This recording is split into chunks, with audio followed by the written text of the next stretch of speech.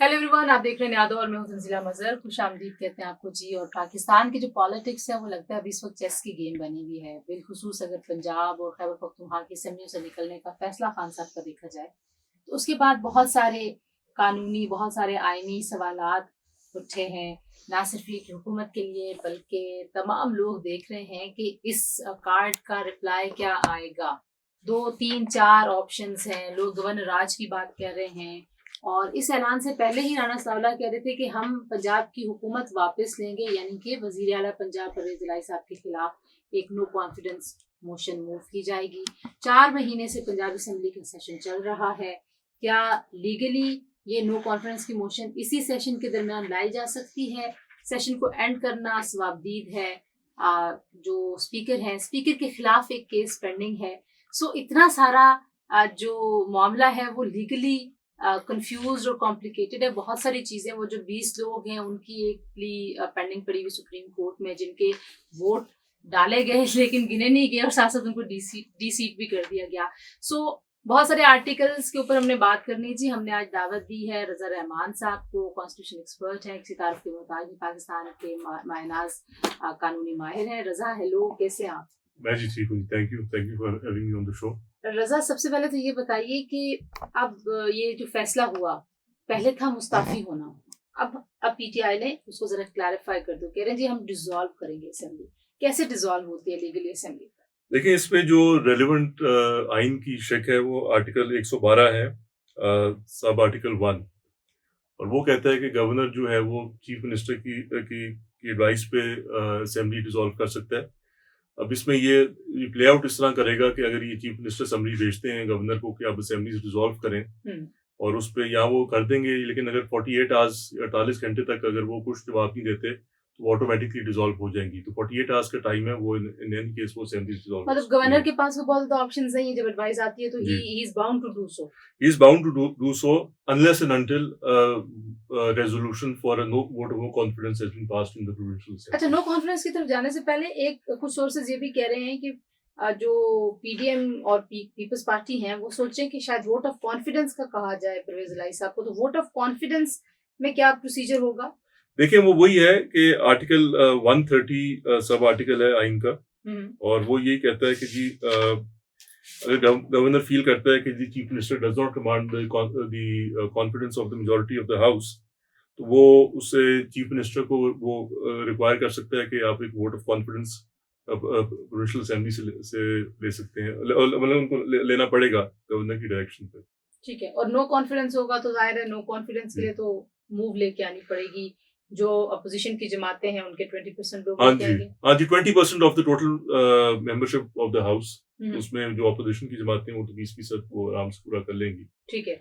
और अगर वो करती हैं टेबल या करने की कोशिश करते हैं तो क्या एजेंडा के ऊपर भी किसी की प्रेरोगेटिव है स्पीकर का, या कैसे होगा ये? देखिए, इस पे काफी व्यूज आ रहे हैं कि जी वाइल असेंबली इन सेशन आप एजेंडा पे नहीं ला सकते, लेकिन इस पे कोई आइन में कोई, और जो पंजाब असेंबली के जो रूल्स ऑफ प्रोसीजर हैं उसके अंदर कोई कोई ऑब्स्टिकल ममानियत नहीं है कि आप during the session of the assembly आप ये वोट ऑफ नो कॉन्फिडेंस की रेजोल्यूशन नहीं मूव कर सकते और उस पर नहीं सबमिट कर सकते, और उस पर कोई मतलब कि वोटिंग नहीं हो सकती। अब ये इसकी जो प्रैक्टिकल साइड है वो जरा थोड़ी सी फर्क है। वो ये है कि क्या जो पंजाब असेंबली के स्पीकर हैं वो इसको एजेंडा पे आने देंगे या नहीं आने देंगे, वो एक और बहस है, लेकिन कानून और आइन में इस पे कोई ममानियत नहीं है। अच्छा, वैसे आप कैसे देखते हैं? जाहिर है कि रूल्स ऑफ बिजनेस के ऊपर जो प्ले आउट हो रहा है, जिस तरीके से सेशन चले जा रहे हैं 4 महीने से एक सेशन है। आपने सेशन का नंबर भी पूरा करना है। आपने जो लेजिस्लेचर का जो बिजनेस के दिन है आपने वो भी पूरे करने हैं, लेकिन स्टक है, इस्तेमाल किया जा रहा है कितने बड़े ऐवान को। पहले तो इसमें लीगल अपना पॉइंट ऑफ व्यू बताइए, फिर मैं आपसे पूछूंगी कि हम रिजाइन करने की सूरत में और डिसॉल्व करने की सूरत में आईनी क्या बहरान पैदा होगा। लेकिन पहले ये बताएं कि कैसे आप समझते हैं कि ये इसकी कोई हमें अमेंडमेंट्स की जरूरत है, कि सिर्फ हम स्पीकर का प्रेरोगेटिव अगर रखेंगे तो जाहिर बात है फिर जिस जमात का स्पीकर होगा वो अपनी मर्जी करता फिरेगा। हमने परवेज इलाही साहब को देखा, उन्होंने क्या तमाशा किया। हाँ जी, एब्सोल्युटली अमेंडमेंट्स, आई मीन पिछले जो 6-7 माह में जो इस मुल्क में हो रहा है, तो बहुत सी चीज़ों में अमेंडमेंट्स की ज़रूरत है। नहीं, आप क्योंकि कॉन्स्टिट्यूशन के एक्सपर्ट जी, है ना, तो आपको सो तकलीफ हो रही होगी कि हमारे कॉन्स्टिट्यूशन में मतलब आप जब प्रैक्टिकली डिलेमा से गुजर रहे हैं तो यू थिंक के बहुत ज्यादा जरूरत है चीजों की आई थिंक बहुत ज़्यादा ज़रूरत है, और मैंने एक और प्रोग्राम में भी कुछ माह पहले ये बात कही थी कि जब हमारे 1973 का जो कॉन्स्टिट्यूशन था, जब फ्रेम किया गया था, उनके जो फाउंडर्स थे, उन्होंने मेरा नहीं ख्याल ये एंटिसिपेट किया था कि इस तरह के बहरान आएंगे। अगर आप देखें जो ये इमरान खान साहब के खिलाफ वोट ऑफ नो कॉन्फिडेंस किया था, तो उसमें बड़ा क्लियरली जो जो नेशनल जो भी रेलिवेंट प्रोविजंस है कॉन्स्टिट्यूशन के जो जो हम यहाँ भी बात कर रहे हैं कि एक बार vote of no confidence move कर जाए against the leader of the house, whether in the national assembly और इन द प्रोविंशियल असेंबली, तो आप असेंबलीज डिसॉल्व नहीं कर सकते वो। ठीक लेकिन उस वक्त भी आपने देखा कि प्रेसिडेंट आरिफ अलवी ने on the advice of the prime minister Imran Khan national assembly को डिसॉल्व कर दिया और उसको सुप्रीम कोर्ट ने कलअदम करार दिया। तो हमारे पास एक प्रेसिडेंस है। अब उस प्रेसिडेंट को देखते हुए हम ये समझे कि अगर यहाँ पे मूव हो जाता है जी जी ये नो कॉन्फिडेंस और वोट ऑफ कॉन्फिडेंस दोनों के लिए ये same it goes for both. नहीं, देखें, जो वोट ऑफ नो कॉन्फिडेंस है वो तो मेंबर्स ने मूव करना है। जो 20% of the total membership of the house है उसने मूव करना है। जो वोट ऑफ कॉन्फिडेंस है उसमें गवर्नर कह सकते हैं चीफ मिनिस्टर को कि आप लें। I don't think you command the confidence नहीं, ऑफ अगर अगर वोट ऑफ कॉन्फिडेंस लेने का कह दिया जाए जी, जब तक वो प्रोसेस भी पूरा नहीं होगा तब तक भी असेंबली डिसॉल्व नहीं हो सकती। वो बाहर आता है कि नहीं आता, क्योंकि वोट ऑफ नो कॉन्फिडेंस में तो क्लियरली बाहर आ जाता है कि इफ यू हैव मूव्ड जी, जी। वोट ऑफ नो कॉन्फिडेंस तो उसके वक्त आप डिसॉल्व नहीं कर सकते। हाँ, देखिए जी, that's a very good question. और ये शायद मामला might become case of the first impression, because जो आर्टिकल 112 है, आइन का 112 है, वो ये कहता है कि पहला तो ये कहता है, वो सिर्फ डील कर रहा है कि अगर आप नो कॉन्फिडेंस की कोई रेजोल्यूशन आई है तब आप डिसॉल्व नहीं कर सकते। जो 112(2) है आइन का, जिसमें गवर्नर कह सकता है। हाँ, लेकिन गवर्नर उसमें कह सकता है, लेकिन उसमें भी एक assumption है कि वोट ऑफ नो कॉन्फिडेंस मतलब कि पास हो गया हुआ है, और उसमें अगर कोई नो अदर मेंबर कमांड से मेजोरिटी ऑफ द हाउस, उसमें फिर जो गवर्नर है वो प्रेसिडेंट की प्रीवियस अप्रूवल के साथ असेंबली से डिसॉल्व कर सकते हैं। जो आपका सवाल है उसमें जी, अब ये the constitution is silent on that. और बड़ा अच्छा सवाल था कि जी अगर गवर्नर ने कहा है चीफ मिनिस्टर को आप वोट ऑफ कॉन्फिडेंस ले, तो वहां क्या पोजीशन है? This is still little bit of grey area. और ये कॉन्स्टिट्यूशन इसके ऊपर कुछ नहीं लिखा। और अगर ये मामला जुडिकेट होता है, might become a case of the first impression as well. अच्छा, मुझे ये भी बताइए कि जो पंजाब में हुआ, 20 लोगों ने वोट दिया, वोट आपने उनका गिना नहीं, बट उनको पनिश कर दिया गया, उनको डी सीट आपने कर दिया। So what is the point of no confidence then? जो उसकी एसेंस है वो तो it is dead already.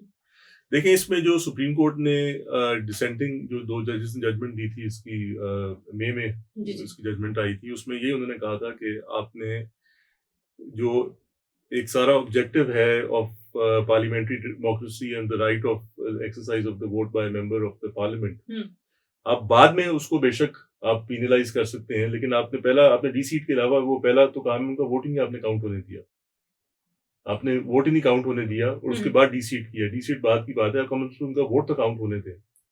Similarly अगर ऐसी यहाँ सिचुएशन होती है, अब हमारे पास वो प्रेसिडेंस आ गया है, उसमें ऑब्वियसली मेजॉरिटी जजमेंट थी, you may agree disagree with that. Dissenting जो ओपिनियन थी बड़ी इंटरेस्टिंग थी, लेकिन जो मेजॉरिटी जजमेंट तो होल्ड्स द फील्ड, उसमें उन्होंने कहा है कि जी आपको डी सीट करें, उनका वोट काउंट ना करें। नहीं, लेकिन वो लोग जो है उन्होंने एक अपील की हुई है। आपको लगता है कि अगर इन दिनों में वो अपील टेकअप कर ली जाए? जी जी, बिकॉज उनकी अपील यही है कि जब आपने हमारा वोट ही नहीं गिना तो आपने हमें डी सीट क्यों कर दिया? एब्सोल्युटली। तो अगर वो आपको लगता है that can be turning point? That could be a turning point, क्योंकि वो 20 पीपल वो तो परवेज इलाही साहब को जाहिर नहीं सपोर्ट करे ना, वो तो already they are dissenting from PTI and काफी। अच्छा, थोड़ी देर के लिए जूम करते हैं कि ये सारे कॉन्स्टिट्यूशनल जो ऑब्स्टेकल्स हैं ये सारे के सारे क्रॉस हो गए और हो गई है डिसॉल्व असेंबली, फिर क्या होगा? तो जी फिर इलेक्शंस कॉल करने पड़ेंगे प्रोविंशियल असेंबली पे। और कौन करेगा ये कॉल? वो तो फिर इलेक्शन कमीशन करेगी, वो तो सारा नोटिफाई करेगी, सारी डिसॉल्व होगी, उसके बाद जो भी उसका प्रोसेस है वो होएगा, उनको सारी कॉल करनी पड़ेगी, उसके साथ सारा जो प्रोसीजर होता है उसका। लेकिन इसमें ये बात है कि अगर आपकी 1 या 2 असेंबलीज डिसॉल्व हो जाती हैं प्रोविंशियल, जो पंजाब की और खैबर पख्तूनख्वा की है जो मुतवक्के है, अब उसमें आइन में तो कोई ऐसी या कानून में कोई ऐसी प्रोहिबिशन नहीं है कि जी आपकी ये जो असेंबलीज नेशनल और प्रोविंशियल को कंकरेंटली चलना है नहीं चलना, हाँ लेकिन एक डेडलॉक, एक क्राइसिस बन जाएगी मुल्क के अंदर। तो already we can't afford such a crisis, क्योंकि आपकी अगर नेशनल असेंबली की एक और मुद्दत चल रही है, प्रोविंशियल असेंबलीज की कोई और मुद्दत चल रही है, वो एक बड़ी एक डिसिंक्रोनाइजेशन हो जाएगी और it's not going to be practical. So एक क्राइसिस पैदा हो जाएगी। आपके ख्याल में वन लीगल ऑप्शन जो कि अभी इस वक्त की ओपोजिशन के पास मौजूद है वो सिर्फ वोट ऑफ कॉन्फिडेंस का ही है, और उस सूरत में कि आपके 8-10 लोग जो हैं वो अभी जो हुकूमत के साथ हैं वो उधर जाके मिल जाएं या एब्सटेन कर लें? मिलने का तो जाहिर उनका फायदा नहीं होगा, अगेन वो गिना नहीं जाएगा। देखें, इसमें जो एक मैं आपके सामने एक थोड़ा सा मंजरनामा खींचता हूँ, ये मेरा अपना एक कानूनी व्यू है, जिसमें बहुत से लोग हैं और खासकर जो शायद पाकिस्तान तहरीक इंसाफ वाले उससे डिसएग्री भी करें, नून वाले और जो ये पीडीएम वाले वो एग्री करें। उसका तरीका कार ये है जी कि अगर ये किसी तरह पॉसिबल हो सकता है कि गवर्नर आज the chief needs to take a vote of confidence, उसमें ये एब्सटेन कर जाएं जो इनके जो गवर्नमेंट के या पीटीआई के डिसिडेंट मेंबर्स हैं, ठीक है, वो एब्सटेन कर जाएं, वो तो डी-सीट हो जाएंगे। उनका वोट का काउंट होने की बात तो नहीं है, वो डी-सीट हो जाएंगे, उन्होंने वोट नहीं किया। लेकिन मेजॉरिटी जो है वो नहीं होगी। नहीं, हाँ, मेजॉरिटी नहीं होगी परवेज़ इलाही साहब के पास। 63 ए के नीचे वो डी-सीट हो जाएंगे, लेकिन उन्होंने एब्सटेन किया, उनका वो तो वैसे ही ना वोट इधर को होएगा ना उधर को होएगा वोट। आपको याद है कि इसी तरह इन्होंने किया था जो पंजाब नेशनल असेंबली में एब्सटेन किया था पीटीआई वालों ने, तो वो बच गए थे उस वक्त। हाँ, उन्होंने वोट नहीं किया जी जी, पंजाब में उन्होंने किया था, वो उनका वोट भी काउंट नहीं हुई, फैसला भी आ गया था, वोट भी काउंट नहीं हुआ था और वो डी-सीट को फारिग भी हो गए थे। इधर वो फारिग हो सकते हैं, लेकिन वो उसका नेट रिजल्ट होएगा जो चीफ मिनिस्टर साहब परवेज़ इलाही साहब, he won't be able to command the majority of the house. ठीक है, उसके केस में एक पॉसिबिलिटी है कि जो मैंने बताया था आपको कि एक डिसोल्यूशन की ऑप्शन है, लेकिन उसका एक बीच में एक और रास्ता भी है। वो क्या? कि अगर आप कोई नए बंदे को आप कहें, अगर आप फिर से चीफ मिनिस्टर का इलेक्शन कराएं, उसमें जो आइन में जो रेलिवेंट प्रोविजंस है उसमें ये है कि आपके अगर बिलफर्ज परवेज़ इलाही साहब को और हमजा का होता है फिर से इलेक्शन, परवेज़ इलाही साहब के कमांड नहीं कर सकते। अगर मैं लीगली पूछूं आपसे, तो आप जो बात बता रहे हैं उसमें तो फिर पीडीएम वालों की, नून वालों की मंजिल बड़ी दूर है, क्योंकि एक तो उन्होंने स्पीकर के इलेक्शन को चैलेंज किया। जी जी, ठीक है, दैट इज आल्सो पेंडिंग, क्योंकि वहां पे भी जो तरीकेकार था वोट डालने का, आपको पता है, वो जो पोजीशन है वो कहती है कि जो कॉन्स्टिट्यूशनल तरीकेकार था उसको फॉलो नहीं किया गया। तो एक तो वो है कि आप स्पीकर तब्दील कर लें, वो भी बड़ी दूर की बात है। फिर आप कह रहे हैं कि वोट ऑफ कॉन्फिडेंस दिलवाने के लिए, वो भी बड़ी दूर की बात है। सो आपको एज ए पॉलिटिकल, जाहिर है आप सारी सूरत हाल को देख रहे हैं, तो व्यू आपका क्या है कि ये जो खान साहब की मूव है ये चली जाएगी अगर if he is really willing कि वाकई हमने डिसॉल्व करनी है? मेरा जी, अगर आप सियासी तौर पे और इसमें ये लीगल और पॉलिटिकल दोनों इसमें मेरे एक एलिमेंट इन्वॉल्व है। मेरा अपना ख्याल है इनकी जो ऑब्जेक्टिव वो यही है। उन्होंने आई एम श्योर अपने जो कानूनी माहिरीन है, जो उनके एडवाइजर्स है, उससे उन्होंने कंसल्ट किया है, और वो यही है कि जी अब आप डिसॉल्व करें, वोट असेंबली डिसॉल्व होंगे, it will force an early general election for both the national and provincial assemblies. इनका ऑब्जेक्टिव ये है। नून वाले कह रहे हैं, नून वालों ने एक हिंट कराई है कि हम तो करने नहीं देंगे, हम तो नो कॉन्फिडेंस, राणा सनाउल्लाह साहब ने मेरे ख्याल बात की थी कि हम नो कॉन्फिडेंस कर देंगे। लेकिन मैं वही कह रहा हूँ, नो कॉन्फिडेंस में भी नून के लिए इतना आसान नहीं है, बिकॉज नो कॉन्फिडेंस में आपको मेजॉरिटी चाहिए अगेंस्ट परवेज़ इलाही। अच्छा, एक बार फिर इस ये मैं नुक्ता, क्योंकि पहले आपने एक दफा कहा बहुत सारे जो लोग हैं, कॉन्स्टिट्यूशनल एक्सपर्ट्स हैं, लीगल एक्सपर्ट्स हैं, वो ये कह रहे हैं कि अगर तो असेंबली इन सेशन है तो फिर आप नो कॉन्फिडेंस नहीं ला सकते, लेकिन आपका पॉइंट ऑफ व्यू ये है कि रूल ऑफ बिजनेस इसमें कोई बार नहीं है। इसमें कोई बार नहीं है जी, इसमें कोई बार नहीं, ना कॉन्स्टिट्यूशन में बार है, ना रूल्स ऑफ बिजनेस में बार है, तो कानूनी तौर पर कोई बार नहीं है, ये मेरा बड़ा क्लियर व्यू है। लेकिन इस पे अगर इसी को यूज करके या किसी तरह वो एजेंडा पे स्पीकर आना ना दे, तो दैट इज प्रॉब्लमेटिक। वो प्रैक्टिकल लॉ एक साइड पे है, जो रियल पॉलिटिक्स जिसको कहते हैं, जो प्रैक्टिस है वो एक साइड पे है, उस पे आई थिंक ये प्रॉब्लम हो सकती है, लेकिन कानून में कोई मान्यता नहीं है इसकी। कानून में कोई मान्यता।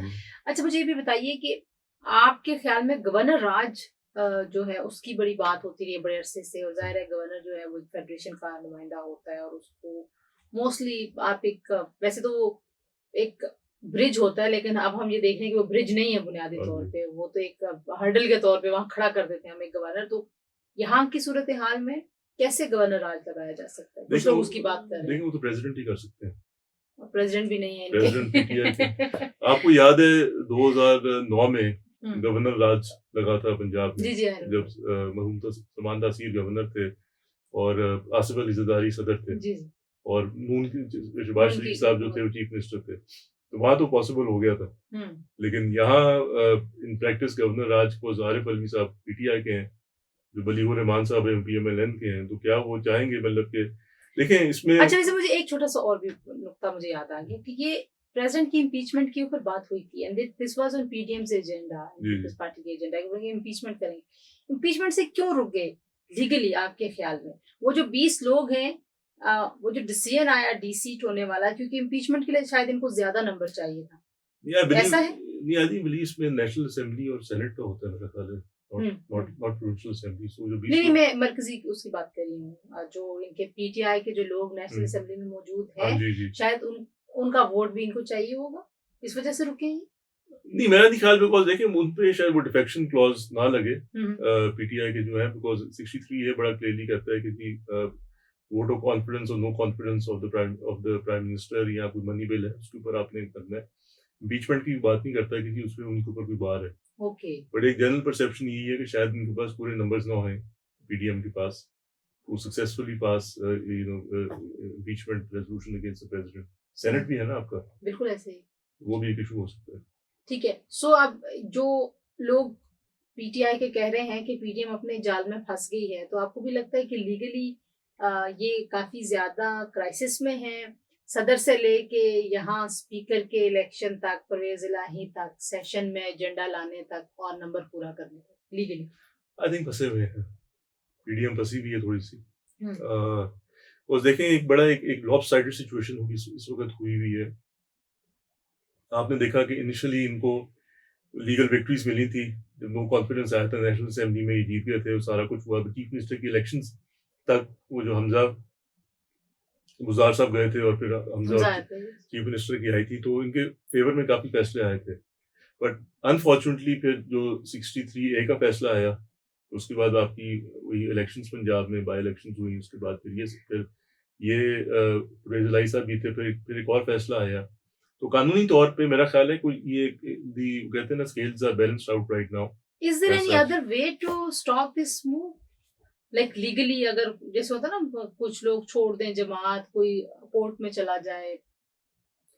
देखिए कोर्ट में तो देखिए सारी अब बात यही है कि एक बहुत बड़ी डिबेट है पाकिस्तान में पिछले चंद माह से कि जी सारे काम कोर्ट्स ने करने हैं कि जी जुडिशरी कहाँ तक किस किस जगह इंक्रोच करेगी या लेजिस्लेचर की डोमेन में इंक्रोच करेगी, तो ये बड़ा काफी कंट्रोवर्शियल इशू है। कोर्ट तो देखें किसी को रोक नहीं सकता कोर्ट जाने से, लेकिन मेरा अपना ख्याल है और ये आई थिंक चैलेंजेस आएंगे मेरा ख्याल है। अगर लेट्स से जो मैंने आपको अर्ज किया है कि ये नो कॉन्फिडेंस का मूव करते हैं और ये उस वक्त जाके स्पीकर नहीं लाता है, हम श्योरी कोर्ट जाएंगे, ठीक है। उधर से गवर्नर साहब अगर कहते हैं रिजलाई साहब को आप लें जी vote of confidence, I am sure ये जा सकते हैं कोर्ट, या अगर कोई रोके उसको एजेंडा पे लाने पे पीटीआई वाली गवर्नमेंट, तो ये पंजाब की उसमें कोर्ट जा सकते हैं। तो कोर्ट तो देखें सारे जा रहे हैं, उसमें काफी ऑप्शंस हैं, लेकिन सवाल ये उठता है कि हमने तो देखने बात करनी है कि अभी आइन में क्या क्या पोजीशन है इस वक्त। इस वजह से मैंने अर्ज किया है कि जी जो मुझे वायबल ऑप्शन लगती है इस वक्त वो ये लगती है, देखिए अब इसकी असेंबलीज की मुद्दत में कितने, मेरा ख्याल है कोई 9-10 महीने रह गए, कितने रह गए, इसी तरह रह गए। अब इसमें आप फर्क परमुटेशंस होती हैं, लेकिन ये किस्म का एक जो इलेक्टोरल प्रोसेस भी है हमारा मजाक बन चुका है।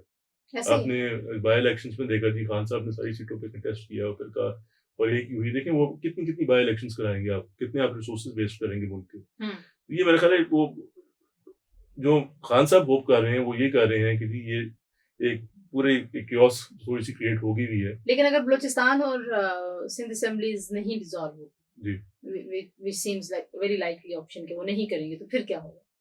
देखिए मैंने इस अर्ज किया कि कोई आइन में ऐसी कोई रिक्वायरमेंट नहीं है कि जी ये असेंबलीज की जो टर्म है कंकरेंट होए सारों की, नेशनल और प्रोविंशियल असेंबलीज की, लेकिन लेकिन हम अपनी ट्रेडिशन में शायद फंसे हुए। ट्रेडिशन भी है जी, और एक functioning of the federal and provincial governments का भी है कि इनकी आपस में, although after the 18th amendment काफी तरह चीजें प्रोविंसेस के बाद आ गई, उनको सेमी ऑटोनोमस या ऑटोनोमस कर दिया हुआ है। लेकिन मेरा ख्याल है एक ये functioning of the state of the governments, the one federal and the four provincial government, एक बड़ी प्रॉब्लम आ सकती है कि जी आपकी 1-2 असेंबलीज आपकी डिसॉल्व हो गई हैं और 2 अरब की इलेक्शंस हो गई और फिर नई उनकी गवर्नमेंट आएगी और 5 साल के लिए वो उनकी पंजाब की और केपीके की चलेगी।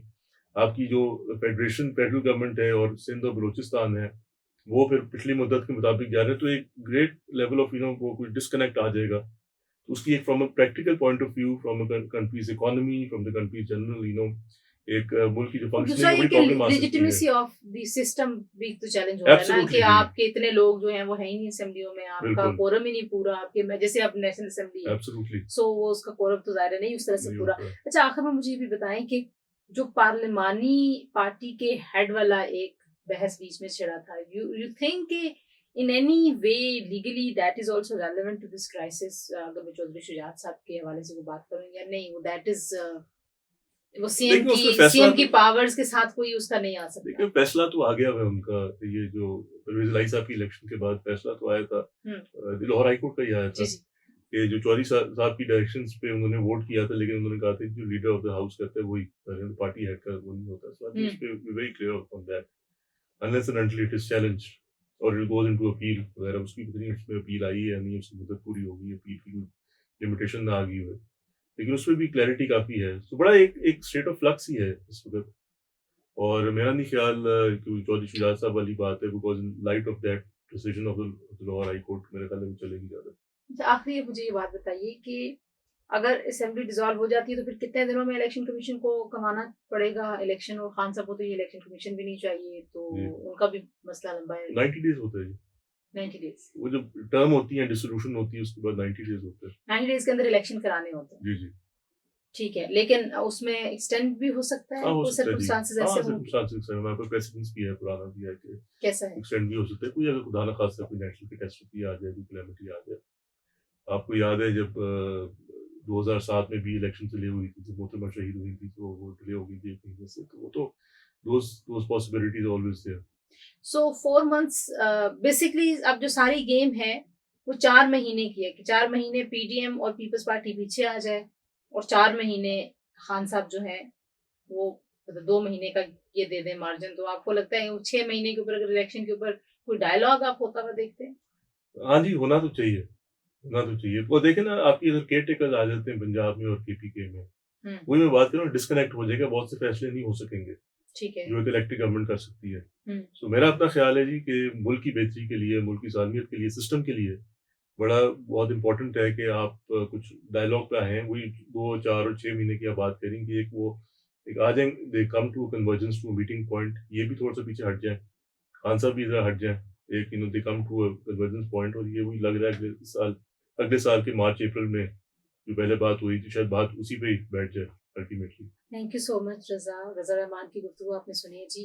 कॉन्स्टिट्यूशन की जो शिकें इन्होंने पढ़ के बताई हैं उसको मैं थोड़ा-सा दोहरा देती हूँ आप लोगों के लिए, कि वोट ऑफ नो कॉन्फिडेंस इनके ख़्याल में अगर सेशन इन हाउस है तो आ सकती है। कुछ माहिरीन ये राय ले रहे हैं कि नहीं आ सकती, लेकिन रज़ा का कहना ये है कि जो रूल्स ऑफ बिज़नेस है उसमें ऐसी कोई बात नहीं है।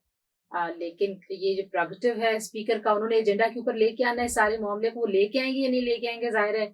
स्पीकर इस वक़्त नहीं है पीडीएम के और पाकिस्तान पीपल्स पार्टी के जो इत्तेहादी इस वक्त सेटअप चल रहा है। मरकज से अगर आपने गवर्नर राज लगवाना है तो ज़ाहिर आपको प्रेसिडेंट की सपोर्ट चाहिए। प्रेसिडेंट पीटीआई का है, वो भी आपके साथ नहीं है। अगर आपने वोट ऑफ नो कॉन्फिडेंस अगर आप मूव नहीं कर पाएंगे तो फिर आप वोट ऑफ कॉन्फिडेंस ला सकते हैं। वोट ऑफ कॉन्फिडेंस के लिए क्या बार है कि वो मूव हो जाए, तो उस पर आप कह रहे हैं कि कॉन्स्टिट्यूशन जो है वो साइलेंट है। जी। सो बहुत सारा डिलेमा है, लीगल है, टेक्निकल है, लेकिन मुझे ये लग रहा है, मेरी राय है, यू मे डिसएग्री, के लीगल और कॉन्स्टिट्यूशनल से ज्यादा पॉलिटिक्स जो है वो प्ले अराउंड करेगी इन सारे इश्यूज के ऊपर। बहरहाल हमारे सोचने वालों के लिए, हमारे आप जैसे लोगों के लिए जो एक प्रैक्टिस करते हैं और जो जुरिस्डिक्शन के ऊपर जो काम करने वाले लोग हैं उनके लिए बड़ी जबरदस्त एक अपॉर्चुनिटी है ये जितने भी लकूनाज हैं इनको फिक्स करने की। अगर आज आप लोग ये करना चाहें तो कर सकते हैं, बिकॉज ये बार बार आते रहेंगे आपके रास्ते में। Thank you for watching us. अपना फीडबैक दीजिएगा। Thank you Raza. Good night thank everyone. You. खुदा हाफिज।